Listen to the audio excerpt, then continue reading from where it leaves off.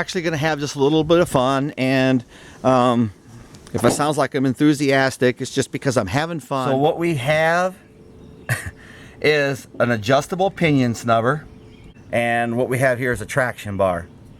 And the only reason why I'm bringing these out, and I'm going to have my wife help me video some of this stuff, is I did a quick video a while back, maybe a year ago, on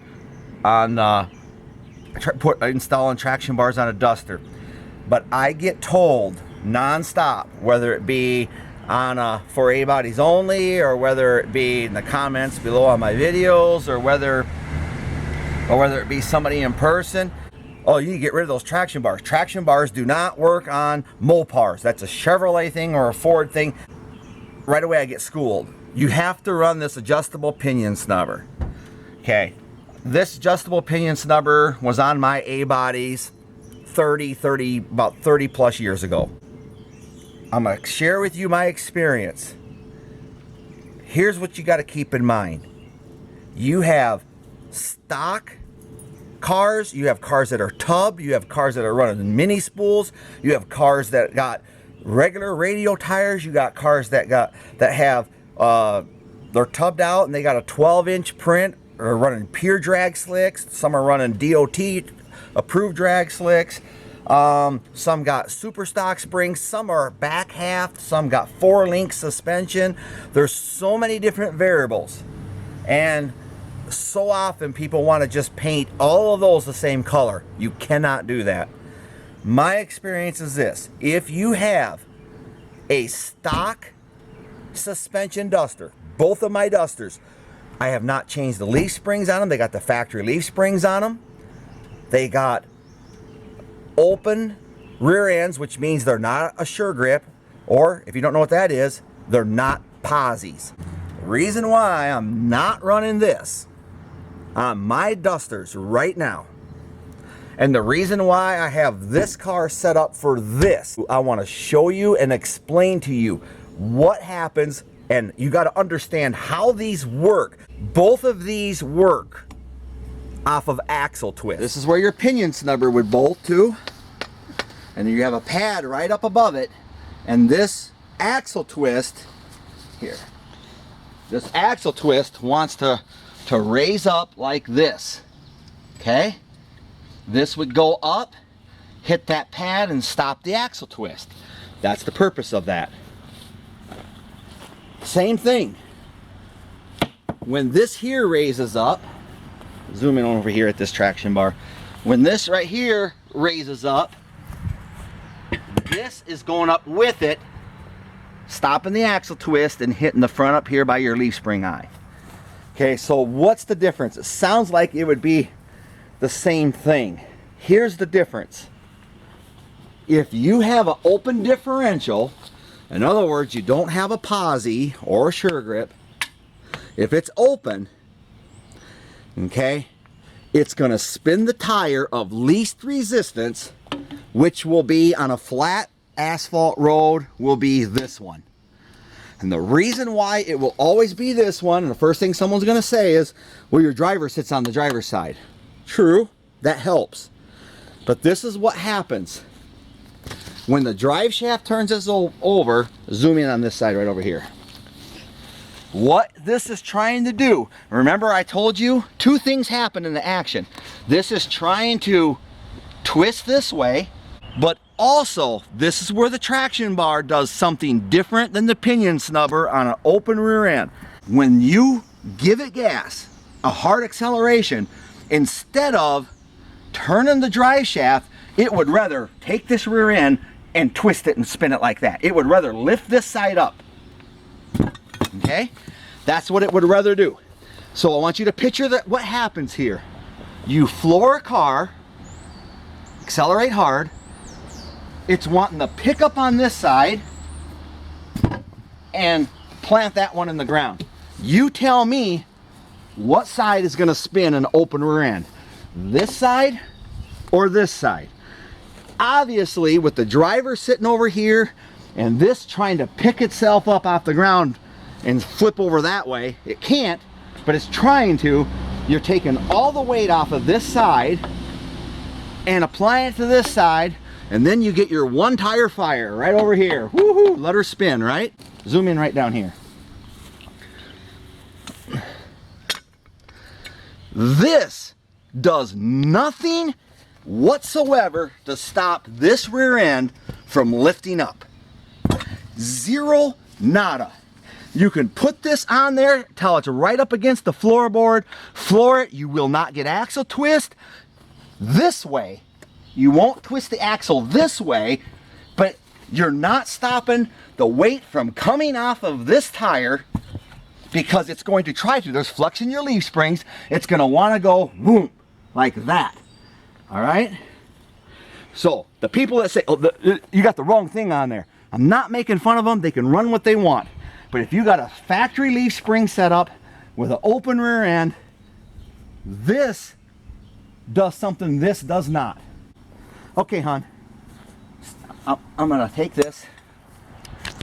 Stand right here on this. Stand? Yep. You got it? Mm-hmm. Okay. Maybe put my full weight on it? Yeah, put your full weight on it. Okay, with one hand, look at this. I can lift the whole rear end right up with her weight on it. Okay. Just don't go ahead and get how much off. I weigh. Yeah, that's with her stand on it. No, I'm kidding. All her weight on this right here, this, I didn't feel anything. I could lift this right off the ground like I could before. This doesn't stop your rear end from trying to come around this way on a stock leaf spring car with an open rear end. Okay, it doesn't stop it if you got a posi either. So this is what I do with this. I tried it because I was told 35 years ago, you have to run this. Tried it, didn't work. Okay, the most generic pre-dinosaur of a call track. People with Mopars have no problem running call tracks. All you got is a glorified traction bar. They have no problem with that, but don't run a traction bar. That's for GMs, that's for Fords. Wrong, it's for leaf spring cars, especially leaf spring cars with open rear ends. So how does that stop? Because when these go up and hit the eye of your leaf spring, it uses the axle twist this way to stop the axle twist this way. By hitting the eye of the leaves, it applies even pressure downward using the axle twist this way to stop the axle twist this way. Therefore, you got even pressure on both back tires, causing it to spin two tires on a flat surface road like it's got a sure grip in it. Spinning two is better than spinning one. We know that. We accept that. So I'm trying to get my car to apply even pressure to each tire, and that will help it spin too. And this is what I'm going to show you, a live demonstration with our cars today. Let's go do it. All right. Okay, we're going to go out with my 74 Duster first. No traction devices, no pinion snubber, no traction bars, no anything, okay?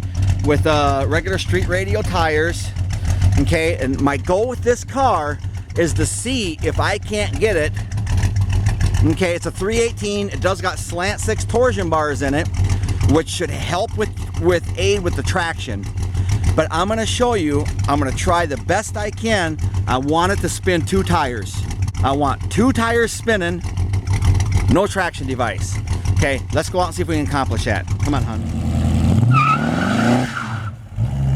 The reason why it spun 1 is that back end tried to twist up this way, pulled the weight off of it, and therefore it'll only spin 1 tire. All right, just don't go in reverse.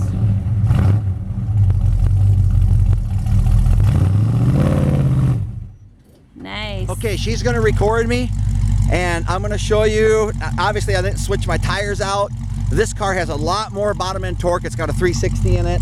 There's a lot more power in this car to spin the tires, but it does have the drag radials on. But I'm gonna show you that with the drag radials on and the traction bars on, I got an open rear end. This is an open rear end. It's not a posi, not a sure grip, not a live axle or any other language you want to use. Complete open rear end. This car launches, it wants to spin 2, The way I have it set up, it won't spin. I can come right out here on a normal asphalt road like this, and this car on this road is probably cutting a 1/8 or so 60-foot time. And I'm going to give a live demonstration of that real quick if you set it up right.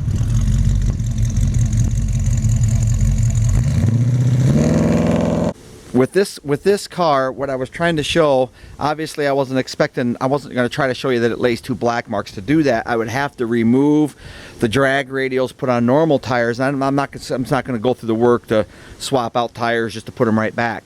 Okay, but what I did take this car out of town to show you was, why am I being told I have to get rid of my traction bars and put on a pinion snubber, when indeed I can just take this car, go from a dead launch without spinning?